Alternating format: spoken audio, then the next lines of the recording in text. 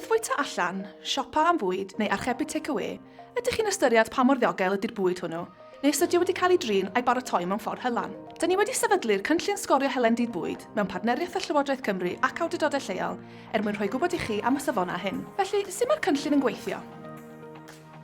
Mae'n rhaid i bob bwyty, gwesty, bar, siop neu safle take-away sy'n darparu bwyd gael arolygiad helendid gan swyddog diogelwch bwyd o'r awdurdod lleol. Mae tair prif elfen i'r arolygiad.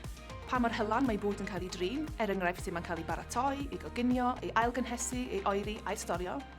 Pa mor lan di'r cyfleusterau ar adeilad a'i cyflwr, gan gynnwys cyfleusterau golchi dwylo, rheoli plau, y cynllun, y goleuo a'r awyru. Ac yn olaf, y systema adgwiriadau sydd ar waith i sicrhau bod hylendi da yn cael ei gynnal a bod y staff yn gwybod am ddiogelwch bwyd. Ar ôl yr arolygiad, bydd y busnes bwyd yn cael sgôr. O ddim sy'n golygu bod angen gwella'r frys i 5 sy'n dda iawn. Mae pob busnes yn cael sticer sy'n dangos ei sgôr ac mae'n rhaid arddangos hwn mewn lle amlwg. Fe allwch chi weld pob sgôr ar wefan yr asiantau safonau bwyd. Bydd pa mor aml y mae busnes yn cael ei arolygu yn dibynnu ar y math o busnes a'i safona helendid.